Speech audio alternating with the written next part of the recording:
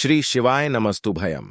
दोस्तों, आप सभी लोग जानते हैं कि 5 अक्टूबर 2025 यानी शनिवार के दिन नवरात्रि की तृतीया तिथि पड़ रही है दोस्तों। और यह वह शनिवार है जो नवरात्रि महीने में पड़ने वाला सबसे बड़ा शनिवार तृतीया तिथि है, क्योंकि यह नवरात्रि महीने में पड़ रहा है। और आप सभी लोग जानते हैं कि नवरात्रि का महीना 3 अक्टूबर से शुरू होकर 11 अक्टूबर तक चलेगा। गुरु जी ने कहा कि इस नवरात्रि महीने का अपना एक अलग महत्व होता है। नवरात्रि महीने में आपके मां दुर्गा इस धरती पर आते हैं, और अगर हम उनको प्रसन्न करने के लिए कोई भी उपाय करते हैं तो वह आपसे प्रसन्न हो जाते हैं। तो दोस्तों, इस शनिवार के दिन आपको यह उपाय अवश्य ही करना चाहिए। और दोस्तों, आप सभी लोग जानते हो, 5 अक्टूबर शनिवार नवरात्रि तृतीया तिथि का अगर सबसे बड़ा कोई उपाय है तो वह 3 हरी इलायची वाला उपाय है। तो दोस्तों, इस शनिवार तृतीया के दिन आप लोगों को इस 3 हरी इलायची वाला उपाय को जरूर करना है। बहुत सारे लोग होंगे जिन लोगों ने इस उपाय को ना किया हो, मतलब पूरा साल निकल गया, उन्होंने किसी भी दिन इस 3 हरी इलायची वाला उपाय को ना किया हो। पर दोस्तों, आपके पास एक आखिरी मौका बचा हुआ है, जो कि 5 अक्टूबर शनिवार तृतीया तिथि के दिन है। तो इस दिन आप लोगों को इस वाले उपाय को जरूर कर लेना है। भले ही आपने पूरे साल भर इस उपाय को ना किया हो, पर अगर आपने इस नवरात्रि महीने की तृतीया तिथि के दिन अगर इस वाले उपाय को कर लिया, तो आपको इस उपाय को करने का वह फल मिलेगा जिसकी आपने कभी कल्पना भी नहीं करी होगी। इसीलिए आप लोग इस वाले उपाय को एक बार जरूर कर लेना, ताकि आप लोगों के हाथ से यह मौका ना जा सके और आपको इस उपाय को करने का फल मिल सके। दोस्तों, यह उपाय पंडित जी ने अपनी अभी की ही शिव महापुराण की कथा में बताया है, जिस उपाय को आज हम आपको बहुत अच्छे से समझाने वाले हैं। इस वीडियो को देखने के बाद इस उपाय को समझने के लिए आपको कोई और वीडियो को देखने की जरूरत नहीं पड़ेगी। तो चलिए दोस्तों, उपाय को शुरू करते हैं। देखिए, यह इस नवरात्रि महीने के शनिवार के दिन यह इतना खास होता है, इतना महत्वपूर्ण होता है। देखा गया है, कभी कभी बड़े बड़े पूजा पाठ अनुष्ठान से जो मनोकामना पूर्ण नहीं होते, वह नवरात्रि महीने के दिन एक छोटे से उपाय करने से ही आपकी मनोकामना पूर्ण हो जाती है। और बहुत सारे लोगों ने इस उपाय को किया भी है, और उनको इस उपाय को करने का फल भी जरूर मिला है। अगर आप लोग भी इस उपाय को करना चाहते हैं, तो आप इस उपाय को पहले अच्छे से समझ लेना, सुन लेना, उसके बाद करना। आपको इस उपाय का फल जरूर मिलेगा। और इस उपाय को कर लेने से आपके घर में चाहे किसी भी प्रकार की दुख और समस्या क्यों ना चल रही हो, आपको उसका कारण भी नहीं पता है कि भाई यह समस्या किस कारण से चल रही है। उसका कुछ भी कारण हो सकता है, जैसे पितृदोष हो सकता है, या किसी भी तरह का मंगल दोष भी हो सकता है। तो इस दिन आप लोगों को 3 हरी इलायची वाला उपाय कर लेना है। यह एक ऐसा उपाय है जिस उपाय को अगर किसी विशेष दिन पर किया जाए, तो भाई उस विशेष दिन का जो है वह तो हमें मिलता ही मिलता है। पर हमने उस दिन पर इस 3 हरी इलायची वाला उपाय को किया है, तो हमें उससे भी बड़ा फल मिलता है, और फल बहुत जल्दी मिलता है, क्योंकि आप इस उपाय को बहुत ही बड़े और विशेष दिन पर कर रहे हो। तो चलिए अब उपाय के बारे में बात करते हैं, लेकिन उससे पहले आप लोगों को यह जानना आवश्यक है कि आखिर यह उपाय किस समय करना है, किसको करना है और कैसे करना है। तो चलिए हम आगे आपको वीडियो में एक एक करके बता देते हैं। लेकिन उससे पहले अगर आप लोग हमारे चैनल पर नए हैं, तो हमारे चैनल को सब्सक्राइब कर लेना, और इस वीडियो को लाइक करके कमेंट बॉक्स में श्री शिवाय नमस्तुभयम ओम नम शिवाय जरूर टाइप कर देना। तो दोस्तों, इस 3 हरी इलायची वाला उपाय को हमें इस नवरात्रि शनिवार तृतीया के दिन कैसे करना है, किसको करना है, किस समय करना है और कहां पर करना है, ये सारे सवालों के जवाब आपको इस वीडियो में मिल जाएंगे। और जो यह वीडियो देखेगा भाई, उसको 3 हरी इलायची वाला उपाय जरूर करना चाहिए, क्योंकि इस दिन हरी इलायची का भी बहुत ही बड़ा और विशेष महत्व होता है। और जब बात आ जाए 3 हरी इलायची वाला उपाय की, तो यह सोने पे सुहागा वाली बात हो जाती है, और यह एक बहुत ही बड़ा उपाय हो जाता है इस नवरात्रि शनिवार तृतीया का। तो अब दोस्तों, इस 3 हरी इलायची वाला उपाय को आखिर करना किसको है, सबसे पहले हम लोग वह बात जान लेते हैं। तो देखो, घर की जो बड़ी माताएं बहनें होती हैं, उन माताओं बहनों में से कोई भी एक बड़ी माता बहन इस वाले उपाय को कर सकती है। और दोस्तों, अगर आप चाहे तो अपने घर में से सभी सदस्यों को भी इस उपाय को करवा सकते हैं। अगर किसी व्यक्ति की खुद की कोई मनोकामना है, खुद की कोई दुख और परेशानी है जो कि वह अपने लिए ही करना चाहता है, इस वाले उपाय को तो वह खुद अपने लिए भी कर सकता है। बाकी अगर कोई घर में से ऐसा है जो कि अपने पूरे घर परिवार की सुख और शांति के लिए यह वाला उपाय करना चाहता है, तो भाई वह भी कर सकता है। उसमें भी कोई दिक्कत वाली बात नहीं है। कहने का मतलब यह है कि इस उपाय को हर एक सदस्य भी कर सकता है और पूरे घर परिवार के सदस्य के लिए घर की बड़ी माताओं बहनों में से कोई एक माता बहन भी कर सकती है।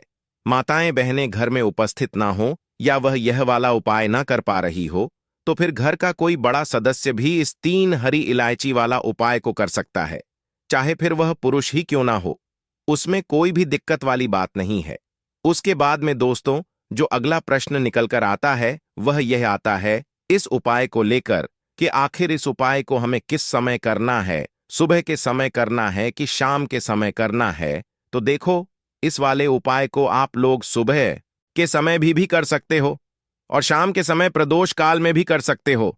अब अगर आप पूछो कि भाई साहब सबसे उत्तम समय कौन सा रहेगा इस 3 हरी इलायची वाला उपाय को करने का, तो हम आपसे बस यही कहेंगे कि इस उपाय को आप सुबह के समय करेंगे तो ज्यादा बेहतर होगा। बाकी अगर शाम के समय भी करेंगे तो भी अच्छा होगा, उसमें कोई भी दिक्कत वाली बात नहीं है। तो अब दोस्तों जो अगली सबसे बड़ी और महत्वपूर्ण बात आती है वह ये आती है कि सुबह अगर हम उपाय को करेंगे तो हमें कितने बजे से ले कितने बजे तक के बीच में करना है, और शाम के समय प्रदोष काल में करेंगे तो हमें कितने बजे से लेकर कितने बजे के बीच में करना है। तो देखो, सुबह जितनी जल्दी हो सके आप उपाय को करने की कोशिश करना। बाकी अगर किसी कारणवश लेट भी हो जाओ, थोड़ी देर भी हो जाए, तो 10 या 11 बजे तक भी आप उपाय कर लेना, पर 12 बजे से ज्यादा देरी ना हो। ठीक है, इस बात का ध्यान रखना।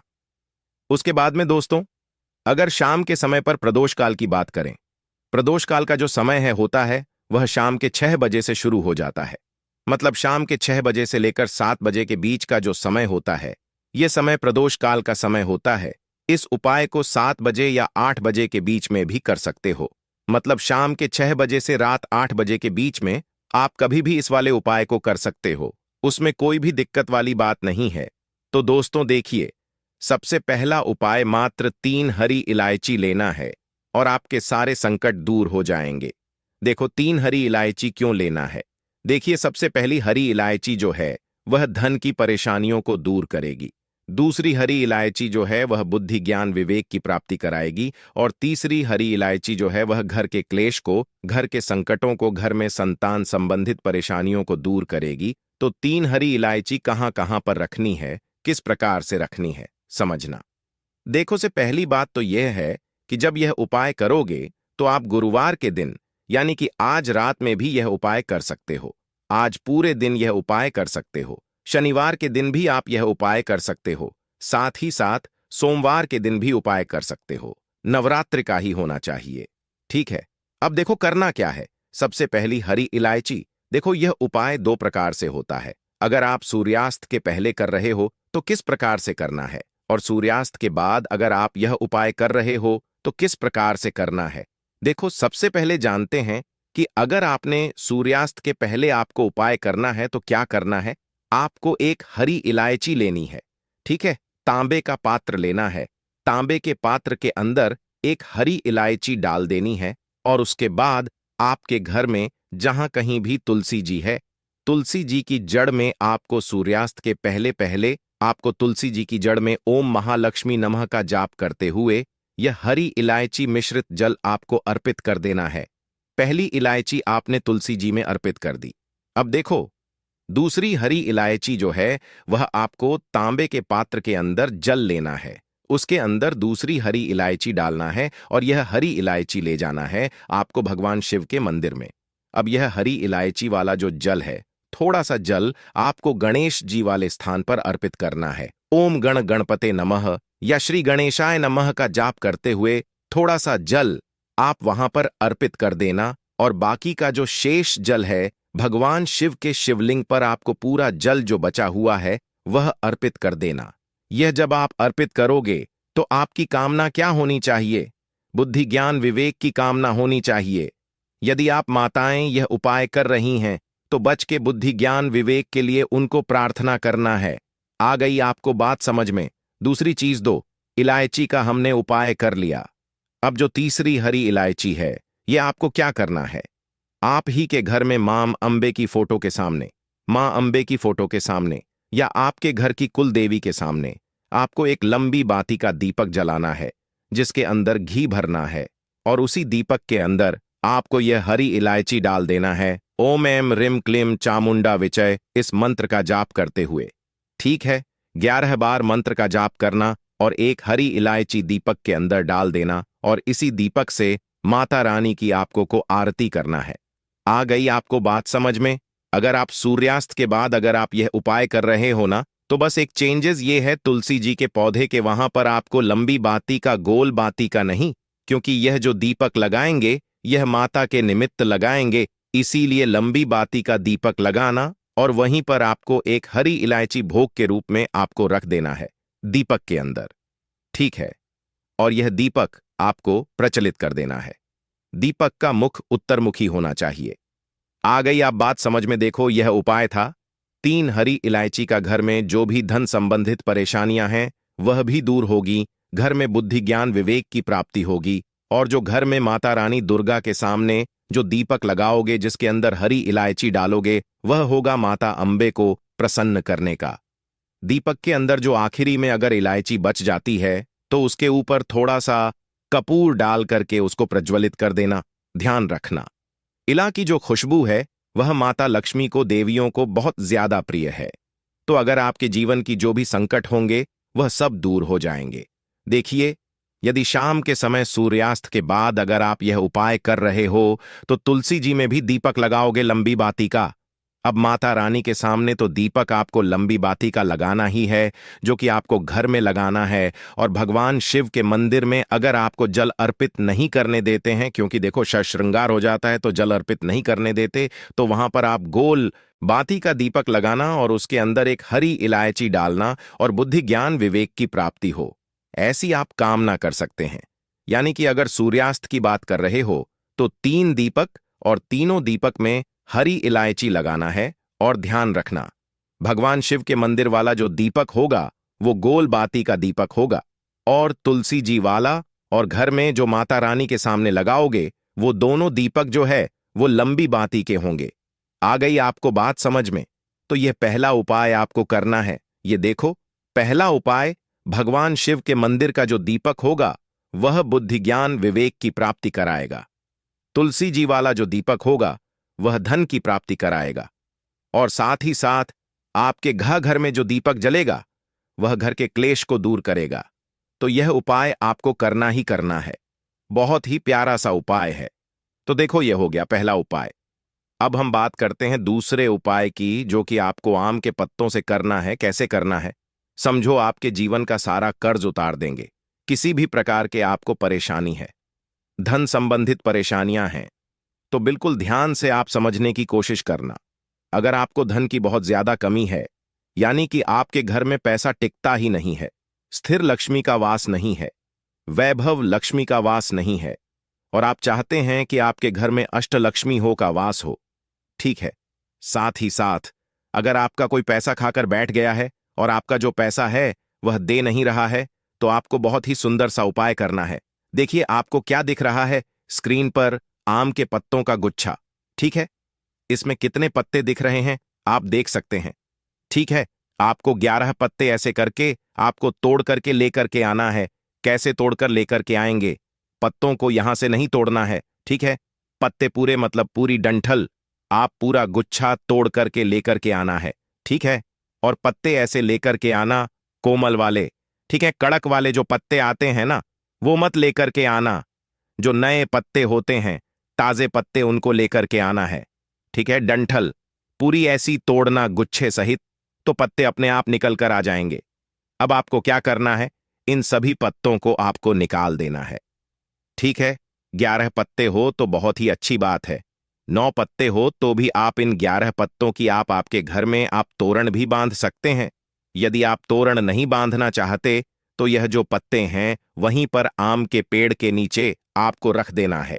यानी कि विशेष यह जो उपाय है आम के पत्तों का नहीं है।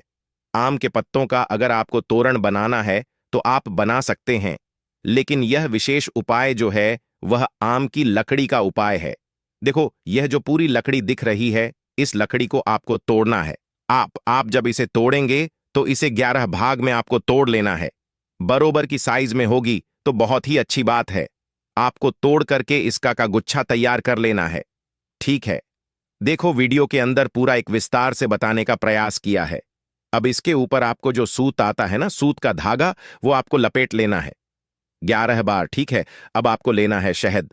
ठीक है, अब आपको जाना है भगवान शिव के मंदिर में। नवरात्रि में सुबह जाना चाहे तो सुबह चल जाए, शाम को जाना चाहे तो शाम को चल जाए। देखिए, यह जो उपाय है चारों नवरात्रि में आपको करना चाहिए। आपके जीवन में किसी प्रकार की आपको जीवन में धन की समस्या आपको देखने को नहीं मिलेगी।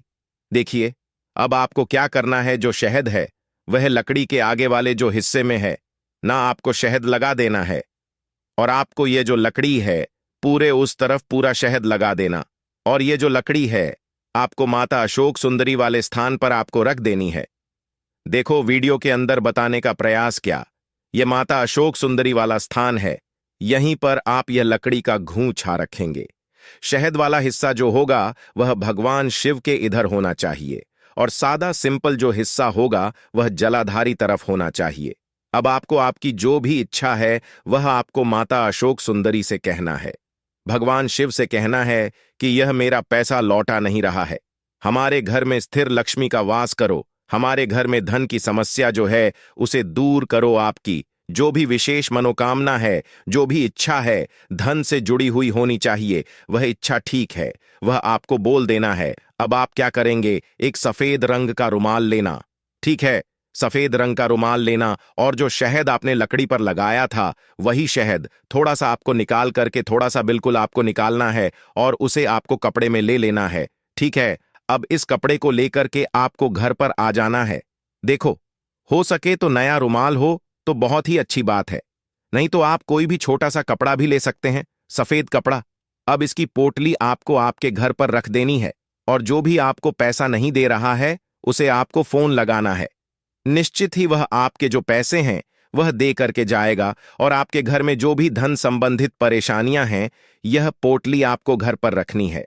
आपके घर के मंदिर में आपके जीवन में जो भी धन संबंधित परेशानियां हैं वो इससे निश्चित ही दूर होगी। तो यह उपाय बहुत ही खास है। तोरण बनाना चाहे आम के पत्तों का तो बना लीजिए, क्योंकि नवरात्रि बहुत ही पावन होती है, और आप तोरण भी बना सकते हैं, और इस प्रकार से यह लकड़ी का उपाय आपको करना है। तो दोस्तों, यह थे पूज्य गुरुजी द्वारा बताए गए कुछ बहुत ही खास उपाय। अगर आपको जानकारी अच्छी लगी हो तो वीडियो लाइक करिएगा। मिलते हैं फिर एक नए वीडियो के साथ। श्री शिवाय नमस्तु भयम।